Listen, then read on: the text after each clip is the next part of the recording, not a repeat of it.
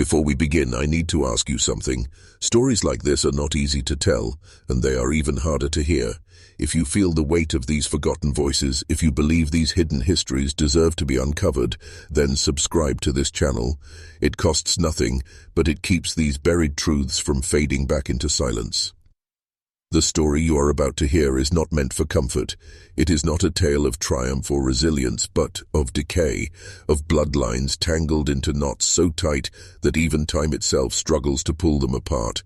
In the misted hollows of Appalachia, where the mountains conceal more than they reveal, there once lived a family whose very existence was born from a secret so unspeakable that even the grave seems reluctant to hold it.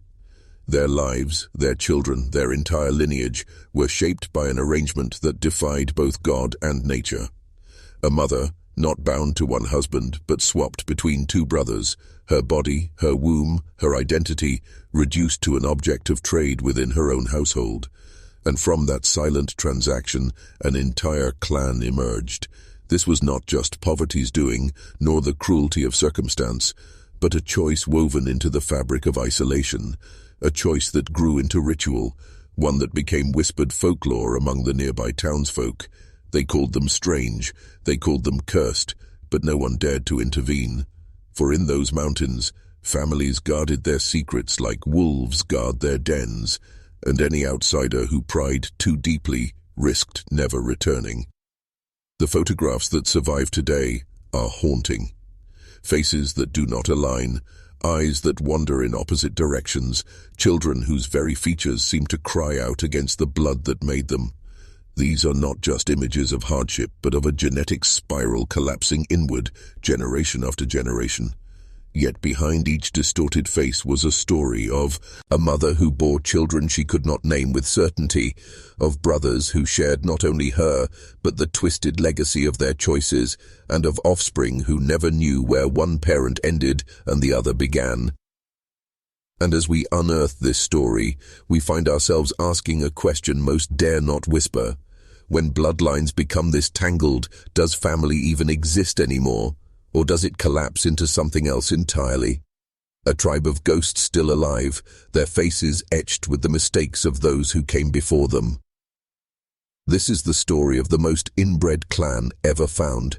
When outsiders first began to stumble upon this family, it wasn't through polite introductions or friendly conversations.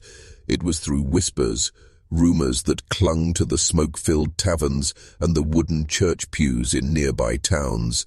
Travelers spoke of children who looked older than their years, of mothers who seemed less like women and more like hollowed vessels, and of brothers who lived together in one cabin, their lives intertwined in a way that unsettled even the most hardened mountain folk.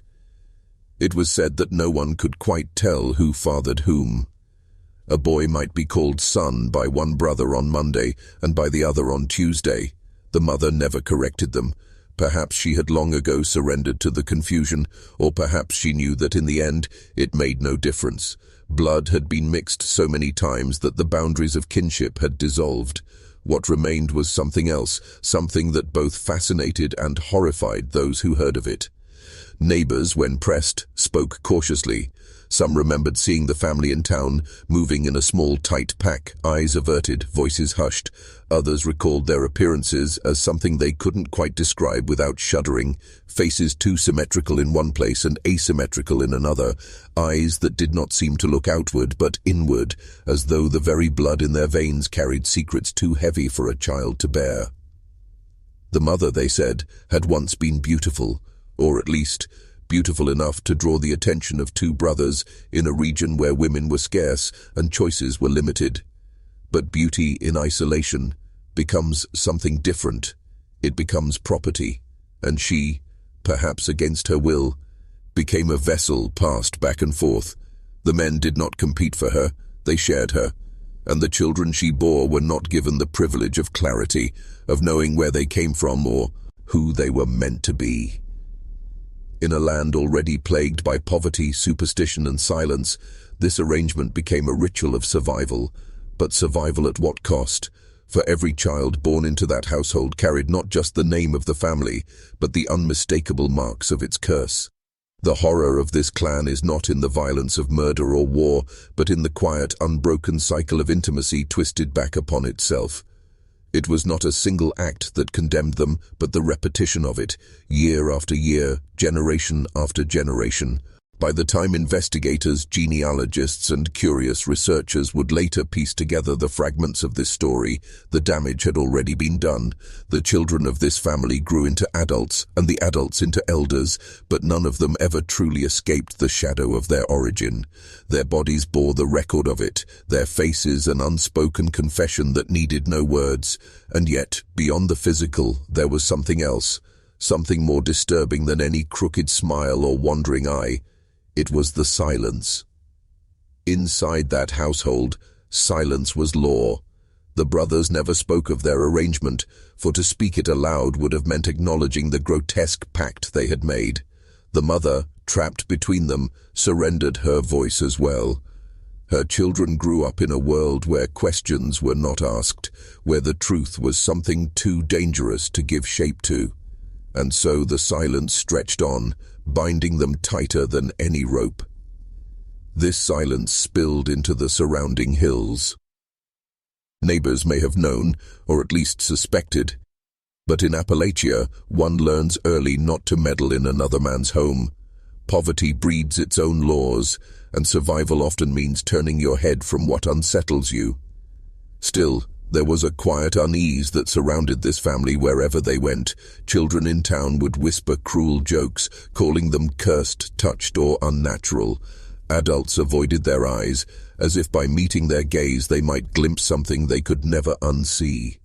The clan grew insular, retreating further into the woods. What began as shame soon became isolation, and what began as isolation soon became tradition. Within a few generations, the family was no longer just an oddity. It was a closed circle. Outsiders became strangers, strangers became threats, and the only bonds that mattered were those within the bloodline itself. The brothers were gone. But the system they began continued. Sons took mothers, cousins took sisters, and daughters grew up knowing that their children would never truly belong to anyone but the family itself. What we see here is not just the story of one household, but the chilling truth of how cycles of silence can calcify into destiny. Once a family begins to collapse in on itself, it does not stop at one generation. It spirals, deeper and deeper, until what remains is almost unrecognizable, until the word family no longer means kinship, but prison. As the years dragged on, the family became something more myth than flesh to the outside world. Their cabin, crouched in the woods like a forgotten relic, was both feared and avoided. Hunters who strayed too close spoke of hearing strange cries at night, neither animal nor human.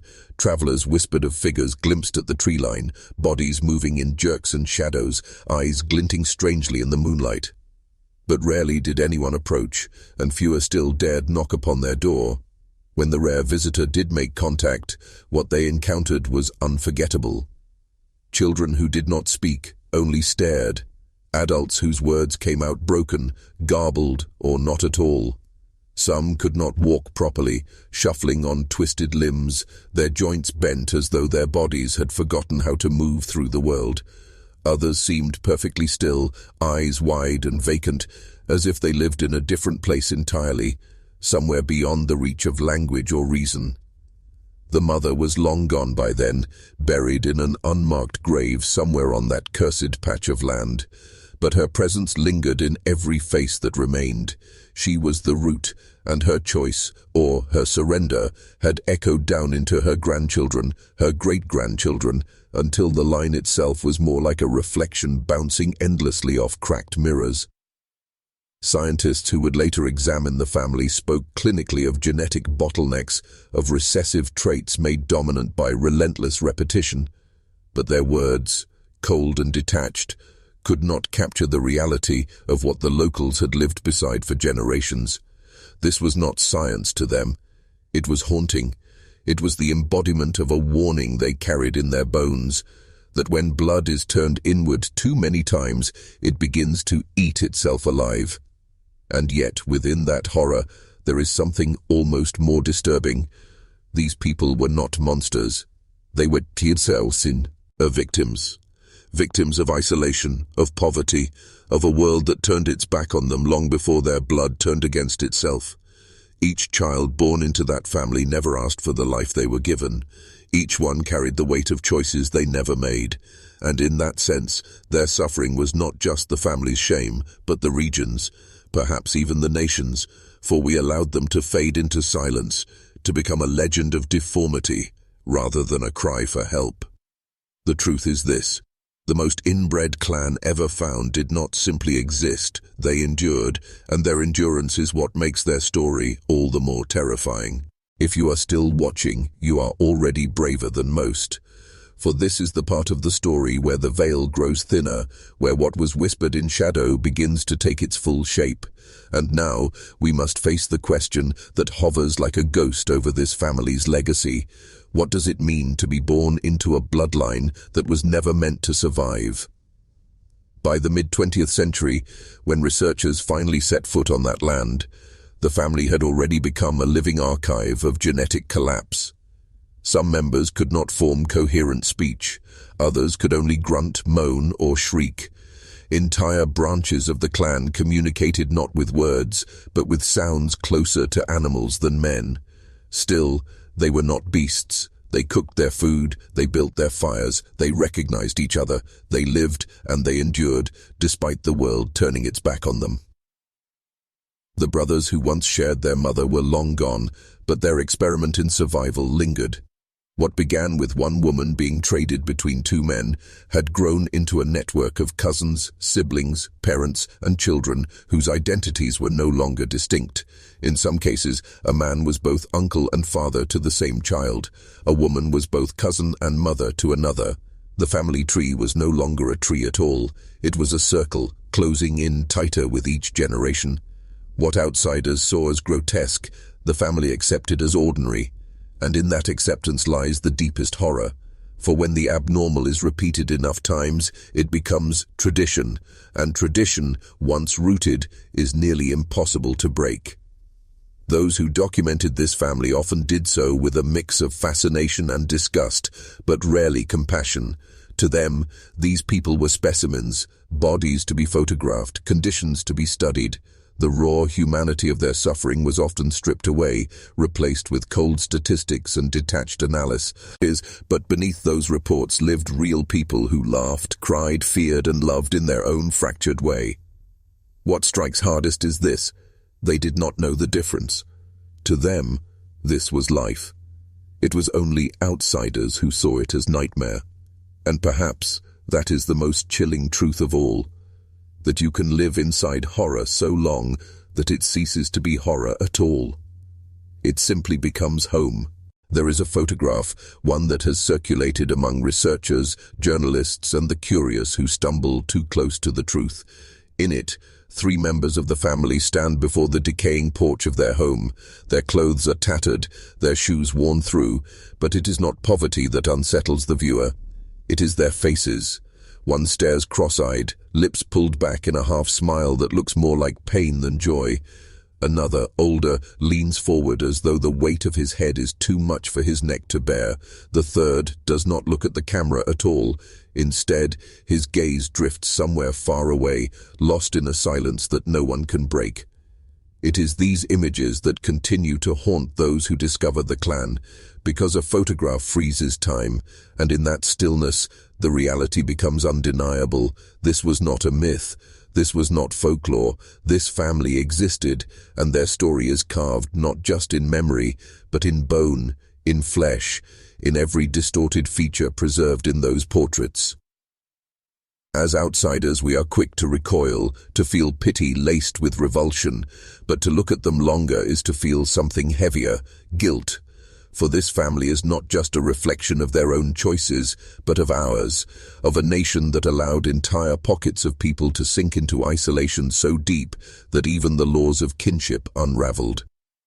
We want to believe that America is a land of progress, of opportunity. Yet stories like this one remind us that there are places where time did not move forward, where survival bent back upon itself, and where forgotten families became trapped in cycles too dark to escape. Historians often say that to study the past is to study ourselves. But when confronted with a lineage like this, what are we seeing? A family destroyed by taboo? A warning about the dangers of silence? Or a mirror held uncomfortably close to our own tendency to ignore what we do not wish to see? The brothers who once shared a mother are long gone, their names swallowed by dirt and time. But their legacy endures, immortalized in the children who bore their blood and in the photographs that refuse to fade. And it forces us to ask how many other families like this might have existed, hidden just beyond the reach of history, their stories never told, their faces never seen. The story of this clan does not end with shock. It ends with a silence that is somehow worse. For when the world finally took notice, when reporters, genealogists, and the morbidly curious came to the hollows to document what was left, the family could no longer hide. Their isolation was shattered. Strangers with cameras stepped onto their land, pointing lenses at faces that had known nothing but secrecy.